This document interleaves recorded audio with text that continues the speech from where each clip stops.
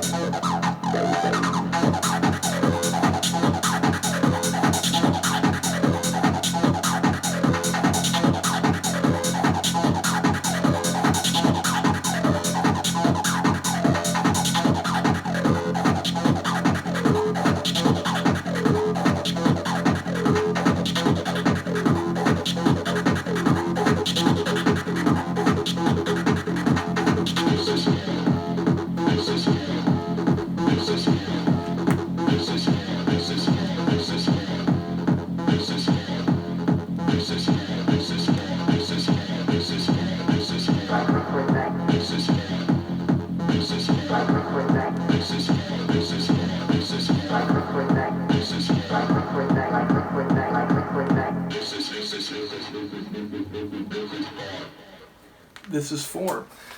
Yeah, it's just an all-time classic. A couple things. One, I forgot how much the acid does in fact lead the charge in the first couple minutes of the track.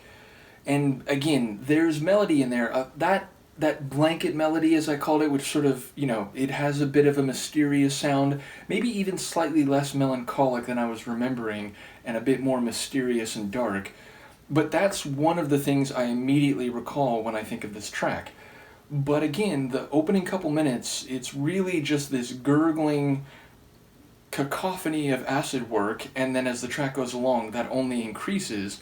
Now, as I said, the back half of the tune, the acid really does flourish, and there's, the kind of lower pulsing layer, there's that churning layer, and then there's some like little flares and accents that fly up on top of that, so it's very like vertically stacked set of acid work. And definitely the kick drum driving it hard. I do remember those two moments, the first one in particular, when there's a lot going on, and then it strips almost everything out of the track, and it's just that kick drum and the rolling bass line, because that moment, it really stands out. It's very Spartan, but it reminds you in that moment how hard the kick drum is pounding.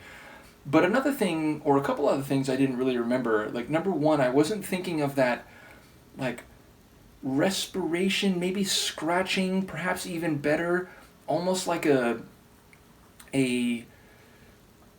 shoreline, like the sea kind of like coming in, receding out, coming in, receding out. There's that sequence of like rapid fire sounds that, again, they sound a bit like wind or maybe scratching, and that's cycling and a major part of the track, and like throughout a fair part of the duration.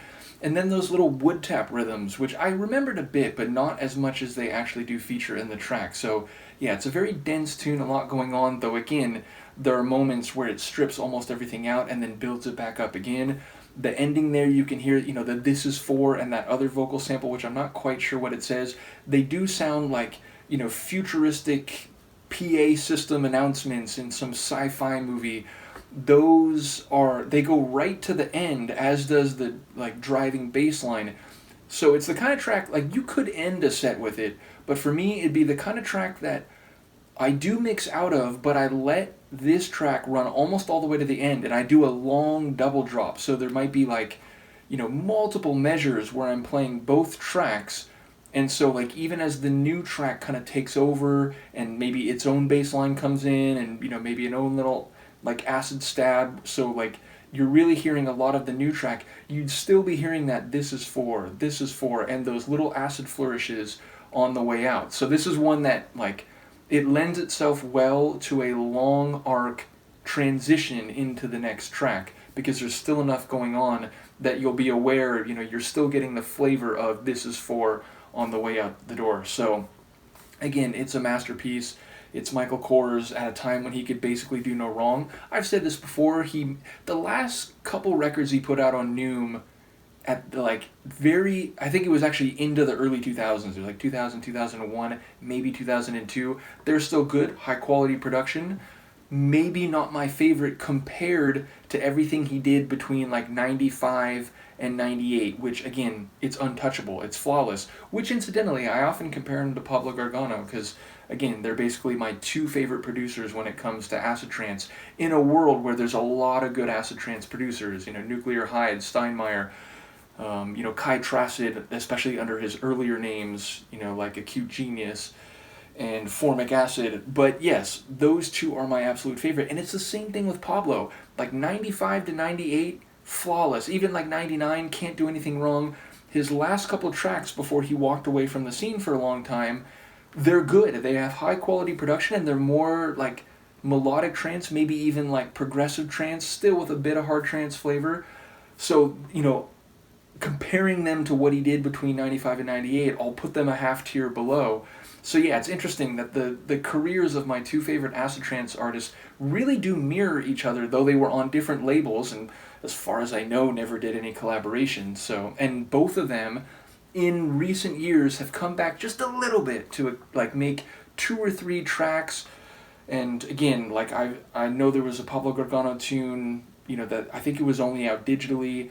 I think there's been some that Chorus has made digitally in the last, I don't know, 7-8 years, something like that. So yeah, they were away from the scene for a long time, but they've dabbled a bit more in more recent years. So yeah, long live and shout out to Michael Kors and Pablo Gargano. Shout out to this Albion release. As I said, we'll go through Descent at some point soon, because that one is, again, it's a hidden gem in his larger catalog. There's a lot of tracks, including under the Albion name, that are very notable, but I never hear anyone talk about Descent, and I never even knew about it till I got this record. So we'll do that one soon. Let me know what you think here. I'll see you next time. Peace.